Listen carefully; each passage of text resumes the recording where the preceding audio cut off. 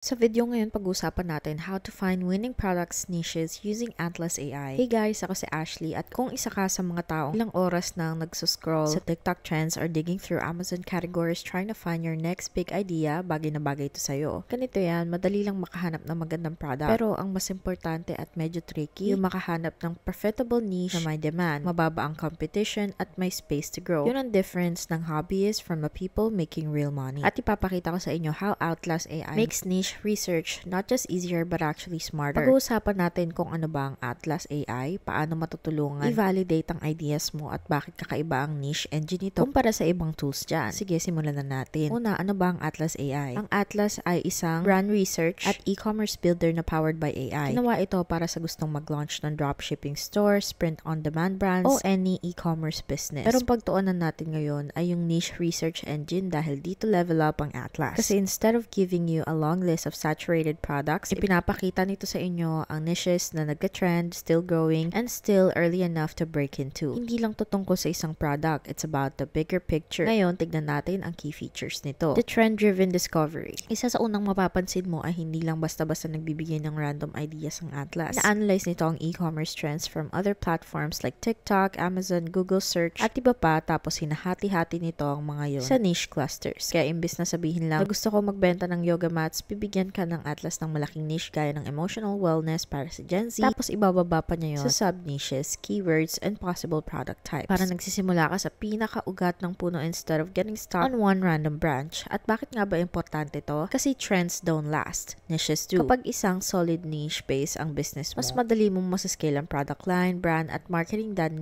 chasing viral products every month. Number 2, intention data. Ang astig sa Atlas, hindi lang nito pinapakita kung ano ang kiniklik ng mga tao, pati kung ano yung hinahanap nila. Ang tawag dyan, interdata. At importante to dahil nalalaman mo kung ano ang gusto ng tao bago pa sila bumili ng kahit ano. Kaya imbes na manghula ka kung anong ibebenta mo, you're using data that shows demand is already there. Hindi lang to surface level interest ng Atlas. It actually breaks down search volume, competition level, trend trajectory, at binibigyan ka ng context tulad ng kung sino ang buyer and what pain point the product solves. Kaya mas madali mong maintindihan ang buong picture and build something that people actually want. Number 3, product-backed validation. Kapag may nakita kang promising niche, makakakuha ka agad ng real product ideas galing sa platforms like Amazon at TikTok. Halimbawa, sinabi ng Atlas na trending ang portable cold plunges, makikita mo doon mismo yung products na maganda ang performance sa niche na yun. Kasama ng data to back it up. Ibig sabihin, you're not building something completely blind. Pwede mo nang isipin like, kaya ko bang gawin kakaiba yung product na to? Pwede ba tong i-position ng mas maganda? Can I build a brand around this using what's already working and finding ways to improve it? Now, zoom out muna tayo sandali. Maraming tools that promise product research, but most of them just scrape TikTok or Amazon at binibigyan ka ng saturated results. Si Atlas, ibang approach. Niche first, strategy first, brand first. Ibig sabihin, nagbibuild ka ng business based sa totoong demand and not chasing one-off viral wins. Importante to for few reasons. Una, bibigyan ka nito ng long-term potential. Second, tutulungan ka nitong mag-build ng buong product line, hindi lang isang product, and it helps you stand out because you're early. Isipin mo, pag viral ang isang bagay sa TikTok, malamang huli ka na para mauna. Atlas helps you create the wave before it crashes. Pag-usapan naman natin kung paano magsimula sa Atlas. Kung gusto mong i-try, nilagay ko yung link sa description below. Pwede mo tong gamitin sa iba't ibang paraan, pero kung ako sa'yo, mas okay kung gagamitin mo siya kasama ng Shopify. We've also got that link down below. Pag-click mo sa Atlas link, makikita mo agad siya dyan. Pero gaya ng sabi ko, kailangan mo munang gumawa ng Shopify store. Madali lang yan. I-click lang dito, ilagay ang email mo, makakapagsimula ka ng free trial. Tapos, ilagay ang password mo. Sa link namin, pwede ka magsimula ngayon mismo ng 3-day free trial. At sa unang 3 buwan, $1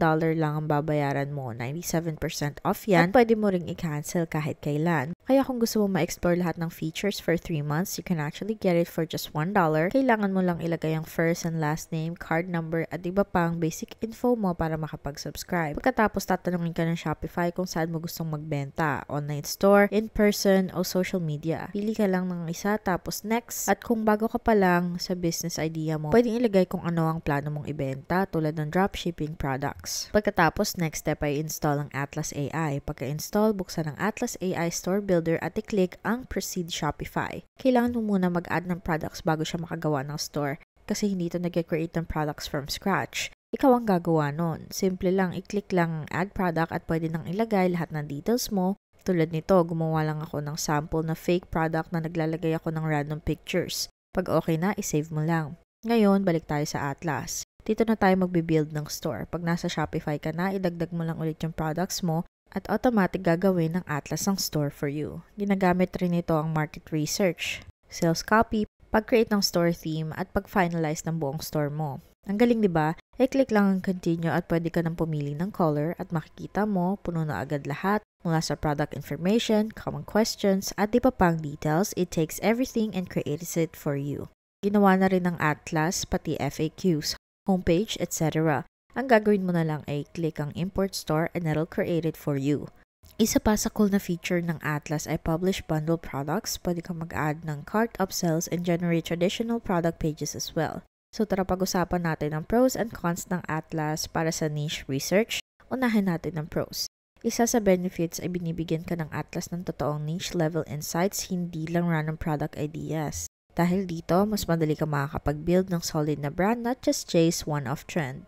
Beginner-friendly din to, kaya kahit baguhan ka pa lang sa e-commerce, sobrang daling gamitin at madaling maintindihan. But at the same time, the insights are deep enough that more experienced sellers can still get a ton of value. Ay yung intent-based data, hindi ka nanguhula kung ano ang gusto ng mga tao. You make decision based sa kung ano ang actively nahanap nila ngayon. So, mas kampante when picking a direction. At syempre, it's fast mula sa isang broad idea to validate a niche with potential product examples in less than 30 minutes. Yung ganitong bilis, game changer talaga lalo na kung gusto mong mag-launch agad. Ngayon, punta tayo sa cons. Hindi ito free tool, kaya kung hindi ka pa ready mag-invest ng kahit ano sa business mo, baka hindi ito swak para sa'yo. At kahit maraming data suggestions ang Atlas, it won't make the final decision for you. Kailangan mo pa rin gamitin ang instinct mo, a little digging, and bring your own creativity to the table, lalo na kung gusto mo mag-stand out sa competitive na market. Punta naman tayo sa plans and pricing options. Makikita mo meron silang free plan kung saan pwede kang gumawa ng multi-product store na hindi kailangan maglagay ng credit card. Pero kung gusto mo yung pinakamurang deal, mas sulit kung pipiliin mo yung annual plan dahil makakatipid ka ng up to 40%. Dito, meron silang basic plan na $17 per month billed annually. Kasama na dito ang multi-product store generation, Atlas theme license, higit sa 30 customizable theme selections, premium support at 600 credits. Yung credits na yan ginagamit for store generation, paggawa ng product pages. Meron ding pro plan na $29 per month kapag annual ang bayad. Dito makukuha mo lahat ng features ng basic plan, but you get more credits.